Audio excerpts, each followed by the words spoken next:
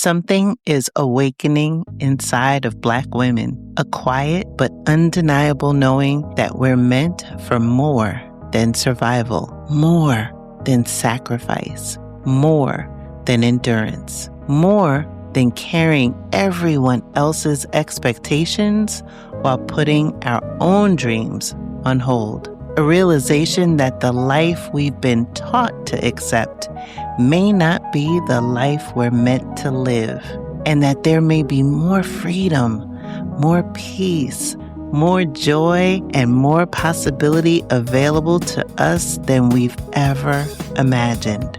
Because once you realize you have options, everything changes. Close your eyes and imagine living a life you love, unapologetic and unbothered, free from daily microaggressions from Karens and Kens, free from the fear of police brutality and systemic racism. Wouldn't that feel amazing? Now open your eyes. What if I told you that it's possible? Hear inspiring stories and get the actual blueprints from brothers and sisters of the diaspora who are living out their wildest dreams abroad. You've heard the term, now be inspired by the movement. I'm Krishan Wright, and this is Blaxit Global. I am super excited for this episode of the Blaxit Global Podcast. I get to talk to this awesome gentleman who is my next guest, Rory Verrett. He lives here in Lisbon, Portugal, and we are going to talk about his incredible journey to Portugal. Welcome, Rory. I am so happy to be on a podcast that I listen to. You do such an amazing job, and I'm so honored to be on the show. I can't wait to listen to it. I'm so glad we are making it happen. As a listener of the show, you know that I always start my episodes with trying to understand people's origin story because I find it so fascinating. And I've only heard a snippet of your origin story, so I would love it if you would share your beginnings. I grew up in New Orleans, Louisiana, and that is going to be a thread that weaves itself throughout my life. I went to Howard University, HU, for college, went to Harvard Law School after that, had a career in policy and politics for the first 5 years after law school. And then I became a tech entrepreneur. I started an internet company around 2000, like everybody else in the world. And that was moderately successful, but, I'm still not a billionaire. So it didn't work out the way we thought. I then sent my resume to an executive search firm because I was trying to get back into my day job of being a lobbyist before I was this tech entrepreneur. And the search firm said, you'd be a great recruiter.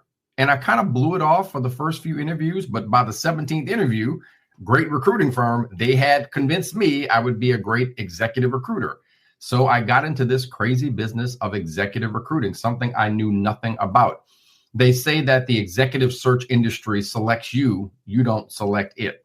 So I did that for about 6 years. The National Football League became a client. I was their executive headhunter, recruiting executive talent for the league office in New York. And then they created a role for me as the head of talent management. And in that role, I ran leadership development, succession planning, did executive education, really helped train leaders at the NFL for their next senior vice president and executive vice president roles. I then went to a public affairs firm as a partner in their sports practice and their DEI practice. And then, like everybody else, I had a side hustle. And my side hustle, wait for it, was a podcast called Protégé, because I really missed all the advice and mentoring I did in that talent management role. So I started this podcast in my basement. I had no idea what the heck I was doing. And I would interview friends of mine. And I was the host mentor. They were the guest mentor. And the listener was the protege. And the podcast went viral. I mean, it never took off. I didn't get a big media deal like I hoped. But people started calling me to do executive recruiting. And I was like, nah, I don't do that anymore. I'm a public affairs consultant. And they were like, no, really, can you coach our Black executives? Can you coach our high performing leaders? Can you do this executive search for us? So I begged my boss. I said, please, let me do this for a year. I'll beg for my job back if it doesn't work. And I started Protégé Search, named after the podcast. That was 8 years ago. The rest is history. Oh my gosh, there were so many things that I learned about you that I didn't know before. I didn't realize that we both had public affairs in our background. Definitely in the context of what's going on in the US right now, I'm sure this conversation will be very insightful and timely for some folks. So with all of this big career that you had, as well as helping other people get their act together, how and why did you leave all of that behind and move to Portugal? How'd that happen? So it happened incrementally. It started out with 2016. I came downstairs after the election, after Hillary lost, and I started mumbling to my wife. We have a rule, no talking before coffee, but we were mumbling. And we just started mumbling countries: Canada, Mexico, the Bahamas, France. And we knew what the other one was talking about. It was like, where are we going? It was sort of a half true, half serious conversation. But we then started thinking about, okay, let's do a year abroad. And I started thinking about doing, like, the Fulbright program has a mini Fulbright where you can do 3 to 6 months somewhere. And I was like, okay, my daughter's like 9 or 10. We want her to see the world beyond just travel. Let's figure out a place we could go and do a Fulbright, and maybe it's a plan B place. And that was, again, 2016. So by the time the plan gets in place, we select South Africa as our first choice. I wind up going to South Africa twice, once for a lecture about DEI, and then the second one was a trip, and my wife and daughter came with me. I'm not calling it a boondoggle, but it was the greatest professional trip of my life. 2 weeks in South Africa, one speech at the University of Witwatersrand, the other at University of Cape Town, and then touring a cultural tour in the midst of that. It was awesome. And that became an option, but we quickly realized, number one, it's really far away. My uncle was dying. I tried to get back to see him before he passed away. I couldn't. It was very problematic politically. There were rolling brownouts and blackouts. There was a crime problem. And so it really wasn't a feasible notion. Now it's 2019, 2020 happens, COVID. We're in the house. We start watching videos about whatever, and we see all this information about Portugal, a country I'd never visited, never wanted to visit. I knew Portuguese Love by Tina Marie. That's about it. And so we're like, something's going on in Portugal. And so we said, okay, let's do a sabbatical. At the time of this, recruiting is exploding. We are the world's leading inclusive recruiting firm, and 200 companies are calling us to get talent, to make sure their senior leadership team gets the best available talent. And so we are working 18-hour days. I mean, it is coming from all corners, which is great financially. And I'm like, look, the business is going to be there. I am burnt out. Let's take a sabbatical. And so we take a sabbatical for 2 months at the end of 2021, and we select Portugal. We say, look, if Portugal is crazy, we'll go somewhere else. We'll go to France or Spain or whatever. But Portugal, by this time, I'm in black in Portugal. I know everybody. I know Karen Beverly. I know Rapone. I know all these people, Chris and Anna. And so we wind up coming here. And within 4 days, I think we all looked at each other like, this might be it. I don't know what else is it, but this is it. There's something here. And we wound up, for investment purposes, buying a condo here, thinking we'll come every August. We'll do like a mini sabbatical every August, and we'll stay. It was through the Golden Visa initially. We'll stay a couple of weeks and we'll tour around Europe and work remotely.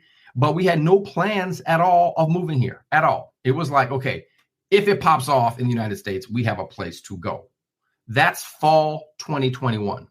April 2022, a gunman opens fire in my daughter's school, shoots 239 bullets at the kids during pickup. This is a $45,000 a year private school that we just entered a year ago because of the threats of school shooting in the public school system in Maryland. In the public school system, a little kid gets on YouTube and says, I'm going to school tomorrow with an AR-15 and I'm killing all the N-word students. And so all the Black parents get up in arms and we're like, what the heck is going on? And my daughter's a top student. We apply in a rush. She gets into this school. Wonderful school, focused on social justice, focused on inclusion, Black headmaster, amazing college prep school. And I tell my daughter, look, they don't shoot up private schools. If we have to buy your safety, that's what we got to do. And the biggest mass shooting in private school history is at my daughter's school in DC. We applied to 2 international schools. Portugal was a logical option. It's now May, the end of the season. You're not getting into UK schools or French schools. So we're like, we have a place in Portugal. We know people in Portugal. Let's try it out for a year. We do it for a year. We tell my daughter, you have the right of first refusal. We can go back to the States. We kept our home in Maryland. She says, nah, I'm good. Now she's a senior graduating from an international Portuguese private school and taking a gap year before she goes to college, likely in the UK or somewhere in the EU. Whoa, what a journey. Also, as a parent of a child that was in school during COVID and having to deal with all of the things related to lockdown, all of the things related to civil unrest, all of the things that we had to deal with as parents, and then shepherding our kids through that. But also what wasn't talked about a lot was the deterioration of the learning environment, where you have children that are constantly under the stress of lockdown because of an active shooter or something like that. And I remember my daughter's last year of school, it was constant. I would be home and she would message, we're on lockdown, somebody has a gun or there's a threat. And thankfully there wasn't, it was all unfounded. I can't imagine being in your position as a parent who had to deal with it on more than one. One was the threat in the public school. And you're like, oh, okay. As a parent, I need to get my child out of this situation. Here, we're going to do this. You get her buy-in, of course. Great. And then to have the unthinkable happen. So what was going through your mind? I'm curious. Let me tell you the exact moment it happened, because that frames everything. We had just gotten these bookshelves put in. I'm a huge nerd, English major, book nerd. So I was looking forward to my custom bookshelves in our living room. So I had this whole scenario planned out. I'm an entrepreneur. We don't work Fridays after lunch in spring and summer. So I'm literally on our sofa. The first Friday, we have this bookshelf all curated. I have Stevie Wonder, Songs in the Key of Life on my new turntable. I'm under a blanket on the sofa, reading a Spain travel book, drinking a Peroni beer. And my wife says, I need you to come over here. I'm like, do you not see me over here in suburban bliss? And she's like, I need you to come over here. Because my daughter was nearby and she turns the computer around and it says active shooter, details to come. Now, my daughter is sitting next to my wife. Here's why that's important. My daughter begged my wife to pick her up. She said, my last class is study hall. And these kids aren't studying. It's Friday. They're goofing off. Come on, come pick me up. My wife was like, no, as your mom, I'm telling you, this is still school. Study hall is still school. Your day isn't over till 3:15. She's like, come on, pick me up. My wife goes to pick her up. Now, why that's important is that, number one, my daughter wasn't at the school when the shooting happened. But number two, my wife takes pride in being the first person in the pickup line. That car was riddled with bullets, but it was the ambassador from Kuwait to the United States' driver's car picking up the ambassador's child. My wife's 2014 Lexus is not bulletproof. I run through my mind what would have happened had not only she not picked her up, what would have happened to my wife? So it could have been 0 for 2 that day. And so what runs through my mind is, and look, this is not a flex or anything. We are successful. We've done everything right in our careers. We've worked extremely hard. We are running a multi-million-dollar firm. I cannot protect my child from mass murder at school. I can live in a golf course community. I can wave at Tiger Woods when he plays in my backyard in the Wells Fargo tournament. I cannot save my child from being murdered at a $45,000 a year school. And there is no option. If I can't save her there, what can I go? I mean, people say, well, Sidwell Friends, they got Secret Service folks there. Secret Service can't protect you from a guy with 800 rounds of bullets live streaming the shooting on Fortran. They can't save you from that. So it just made me realize there is no safe harbor for my child in the United States. It's just not. Maybe had she been born when we were growing up and it was like, oh, somebody may jump you after high school because, I don't know, you took their bike or something. I mean, the kind of silly things we dealt with. No, this is, you're going to get gunned down. And that just was not part of the calculus. And I said, my child deserves better. We'll be right back. Building a life overseas is about more than just choosing a country. It's about choosing yourself. That's why I created our newest guide, 7 Questions Every Black Woman Should Ask Herself Before Building a Life Overseas.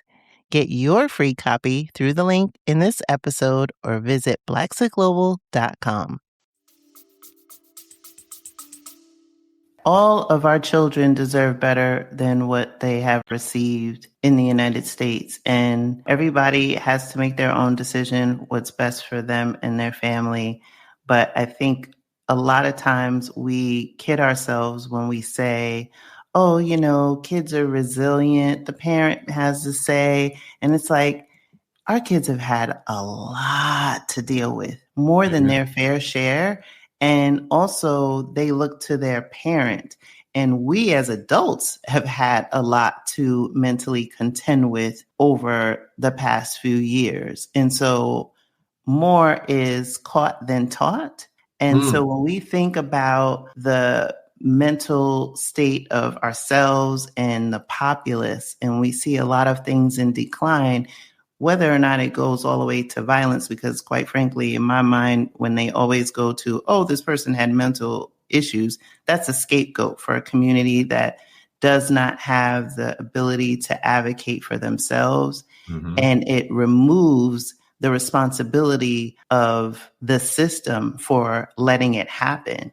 When you guys made the decision to leave and come to Portugal, like, how has that changed your daughter? Let me give you some footnotes about my amazingly brilliant, resilient, and beautiful child. She is gay and she's on the autism spectrum. So we're dealing with both of those scenarios, plus COVID, plus a mass shooting, plus a relocation.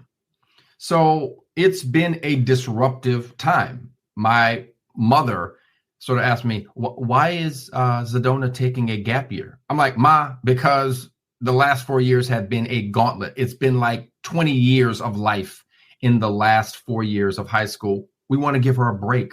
College will be there. And so it's changed her in the following ways. Number one, I think that resiliency. She is a survivor. I remind her that you're still standing. You're still here.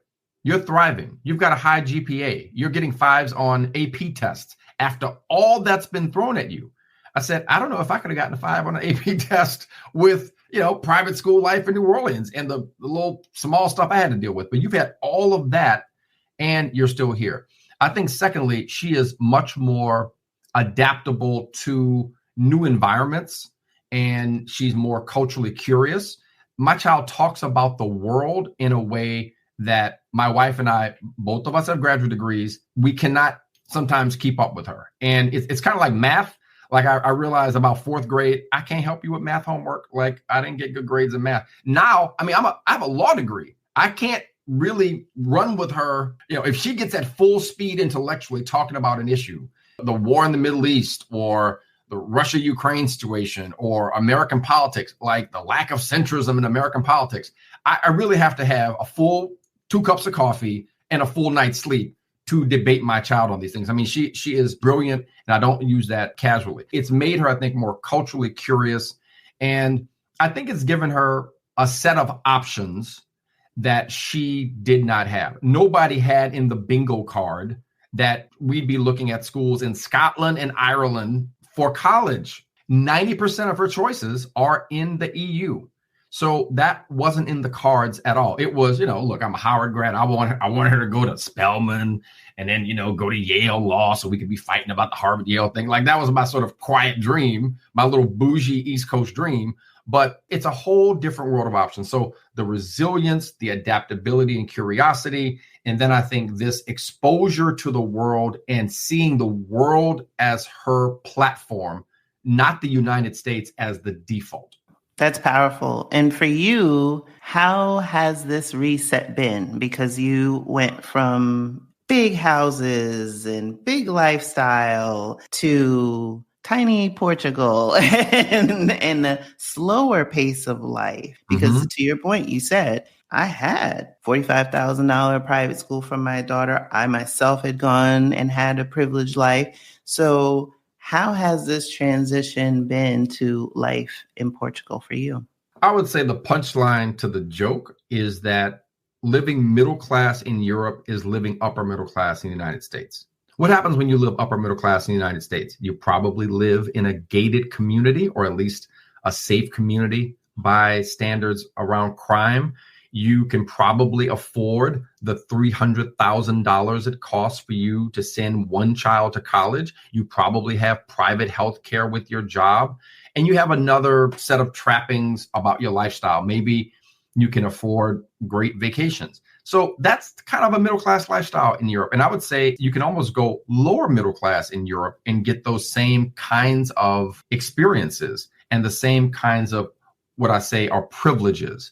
The difference is that the sense of vigilance that you have to have in Europe, and look, Europe is not perfect. There are surging right-wing parties in some of these countries, and you have the occasional crime situation, but it's not a perpetual vigilance you have. And so what it's changed about me is it's allowed me to be a lot more at peace as a default. I don't exist in a state of perpetual vigilance and hyper consumerism and hyper ambition, just to sort of survive the rat race to preserve whatever privilege I have tried to get in my own life in the generation I'm in. It's just being. And I've had to program myself. I'm still not good at it. I still revert to sort of, especially the long work hours. I'm doing a project right now that kind of gets me working a lot. And I have to remind myself that focus on what the outcome is. Why are you doing this? Like, don't be on autopilot. Why are you being this way? And to make the default what it's like being in Southern Europe, which is a much chilled out pace of life. It's a much more communitarian society. It's a society built a lot more on trust. I had migraines and I went to a doctor with my $3,600 a year private insurance, and that's the Cadillac plan. So I go to the doctor and I have migraines, and the guy, first of all, within about 90 minutes, I am seen by a triage nurse, vitals are taken, seen by a doctor, MRI is scheduled, take the MRI, come back, get the results, talk to the doctor, 90 minutes. I talk to the doctor and he's like, "Are you American?" I'm like, "Yes." He's like, "I think the diagnosis is you're overworking yourself. I'm going to prescribe prescription strength Aleve and a sangria and time on the beach." I was like, is that kind of a read? Is that like a little cultural Portuguese read on me, bro? So that's just a simple story about how it re-engineers your psyche about what life is about. If you've got health, if you've got community, if you've got peace, if you've got the great culture, and Lisbon is a party mad city, you got all that. What else do you need? I mean, what do I need, a fourth pair of Gucci loafers? I don't think so. It really has been a blessing in a lot of ways, this ability to reset. So how have you been able to form community? So there are three things. Number one is I'm the founder of the Lisboa Alma Wine Society. You've been to some of our events. And that was my contribution really to the expat community here, because there are folks that can tell you where the live music is. I'm going to see KRS-One this weekend, thanks to Ashanti. I didn't know he was coming. There are people that do house parties. There are folks that do the food scene and know about the great restaurants. And I was like, what am I contributing? It's like, well, I kind of geek out about wine. I'm going to start a wine club. And so it just means my wife and I go visit the wine bars and the vineyards. And then we say, hey, this is a cool wine bar. This is a cool vineyard. And then we all go, 30, 40 deep and settle on it. So that's one way I've built community. The second is, and I don't want to put too fine of a point on this, but I think this is important. My wife and I occasionally, much more than we did in DC, will host dinner parties. Now, there's a natural reason for that. People are coming in town that are visiting Lisbon. It's usually for them. And then I'll gather some expats and we'll kind of meet. They can meet the expats. But there is a liberation socially to do that in a way that I didn't have in DC. I mean, when I felt like throwing a party in DC, I felt like no matter what I do, it's going to turn into some like little bougie cocktail party thing. And somebody's going to ask, what do you do? And I just want to be Rory. I don't want to be Rory the headhunter and who did you place? And can you review my resume? Like, I just want to be Rory the wine dude. So there's a little bit of a social reinvention you can have when you move to a new country. So I can just be Rory the wine guy. That's my brand. I'm the guy that geeks out about wine. People say, man, I ain't want to bring no bad wine to your party. I know you're going to look at me crazy. And I'm like, that's my brand. I'm the wine. Great. That's what I want to be. I want to be the wine guy. And then thirdly, is something I'm doing in the local Portuguese community. There's an organization called Mundo Noble that is a partner of one of our Protégé Search recruiting clients. And that client is the Brotherhood Sister Soul in Harlem. And it's a youth development organization. It's sort of like Boys and Girls Club meets the ACLU. They teach young Black and brown kids how to be activists and advocates in an after-school program. And so we recruited their chief development officer and their number 2 in development. And then we met the people that they're partnering with here. And so I'm going to be teaching English through hip hop lyrics to Afro-Portuguese youth, probably starting in late April. We're going to do our first session. We're going to use kind of conscious rap, the KRS-Ones, the Tupacs of the world, kind of that like 88 to 94 era before the Jiggy era and pre the Run DMC era, but give these kids who love hip hop a chance to learn English by learning the lyrics and translating that into Portuguese. So those are the 3 ways I've built community here. Wow, that's so wonderful and remarkable. I love it. The way that you've been talking about, community and how you give back, you've been giving back in a different way as well, and kind of bridging your professional career to some of the things that have been going on apparently stateside. And so I know earlier you talked about creating Protégé Search. So can you talk a little bit about that transition that you've been undertaking and helping people? Our business is 80% recruiting and 20% coaching. So our clients are mostly companies and organizations that say, hey, we're recruiting this vice president or this senior vice president or CEO. Can you manage the search? And so we run the process for them, evaluate the candidates, and then they get sent in and the client selects them. 20% of our work is executives and professionals saying, I'm stuck in my career. I'm in a job search. Can you help me? I can scale the search stuff by adding more consultants. I can't really scale the coaching. To train people on my coaching methodology is way longer actually than it takes to train people on search methodology. I mean, coaching is your part evaluator, your part talent expert, your part therapist. I mean, it's a lot of stuff rolled into that. And so I am launching a scaling model of my coaching business called the Protégé Leadership Academy. And we have a YouTube channel, and it's focused on helping executives and professionals mid-career and some early career who are in job transition. So I'm rolling out this digital academy in a couple of weeks that will be everything from your mindset in a job search to your first 30 days in your new job and everything in between: interviewing, presenting, negotiation, your references, activating your network, how to get your LinkedIn profile together. It's a lot of stuff I go through with my coaching clients that I can now scale because, as the news shows you, I mean, there are thousands of people being laid off. I cannot deal with the incoming of folks that are, can you get me a job? And my answer is, I can help you find a job. I don't have a job ready for you to match, but I can help you optimize your job search for sure. So just talking about like the state of affairs for people who have a job now and the people who are impacted. Now that you're living in Portugal and you have the opportunity to look back at everything that has followed in the United States since you've left, maybe you can answer it either just as Rory or with your professional lens. How do you feel about the state of affairs? So here's a dirty little secret. Recruiters are bellwethers of the economy. I mean, I learned this at the big search firms. When hiring stops at the executive level, it means that companies are not investing in top level business ideas, products, or services.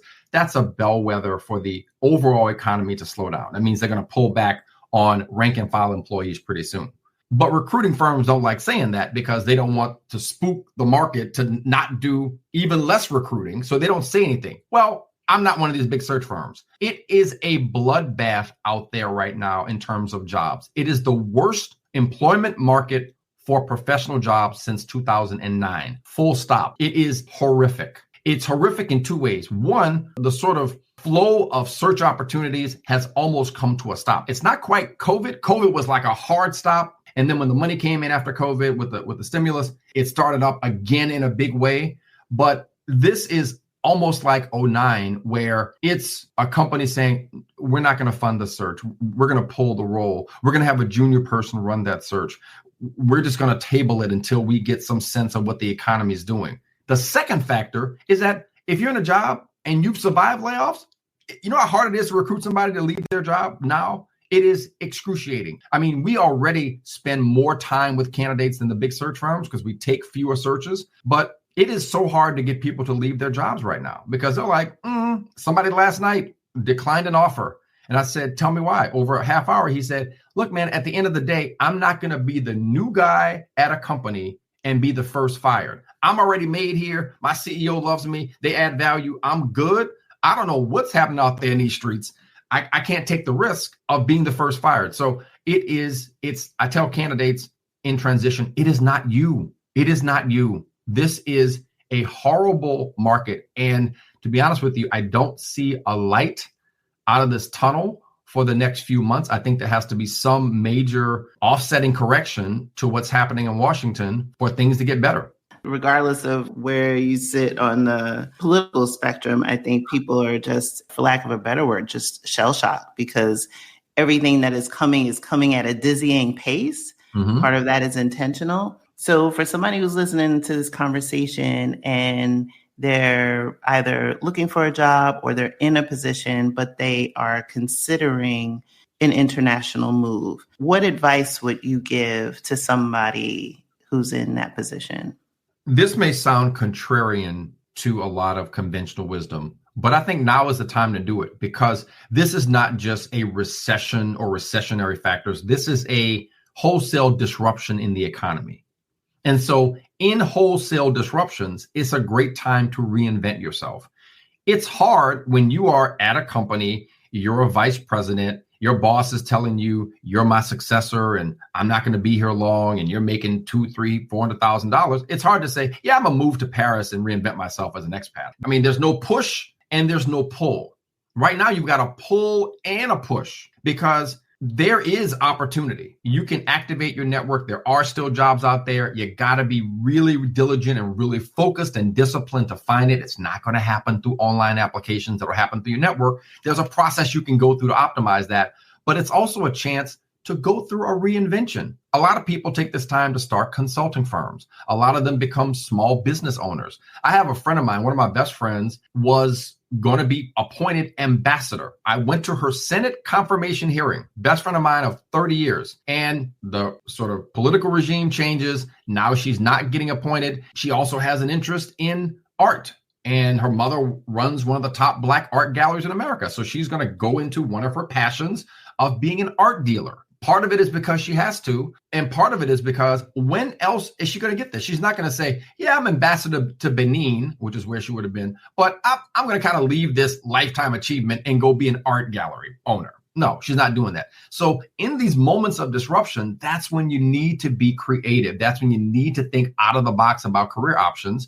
And if your finances can sustain it, make one of those options moving and living abroad. Your quality of life is likely going to be higher. Your expenses are going to be lower. And look, imagine how hard this would have been 20 or 30 years ago. I couldn't have done this. I couldn't have done this 10 years ago in executive search when I was on a plane. I had to travel to see Krishan Wright. I had to meet you at the Admirals Club and interview you for that job at Nike and say, yeah, she's pretty good. And then go to Columbus, Ohio, meet somebody. I was flying all week to do 4 interviews. Now I can wear a polo shirt, buffalo check pajamas, and be on Zoom and interview 8 people a day. So it's much more productive to do it virtually. So there's so much opportunity for you to build and launch a remote first company or business.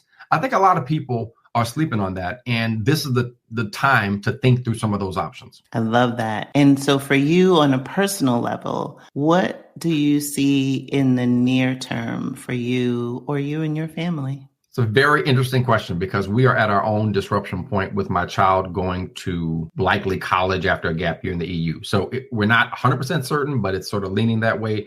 There's a scenario where she gets a full ride to USC and they want her to be a cinematic arts major. And then she's like, well, forget King's College, London or whatever. But I think the trend line is toward that. So now we got to think about our center of gravity for my family, right?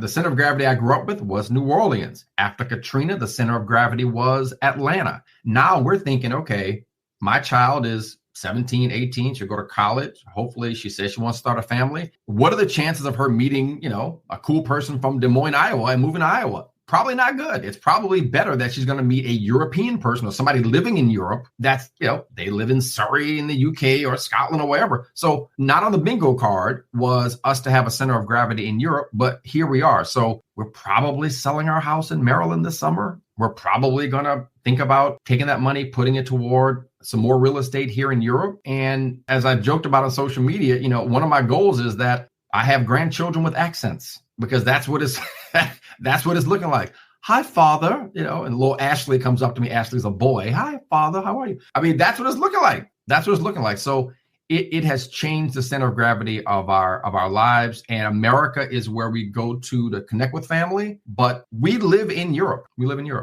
And is Portugal your forever home, yes. Do you think? Yes, it is. It is. And, I didn't know that it was the forever place because it was great enough when we selected it.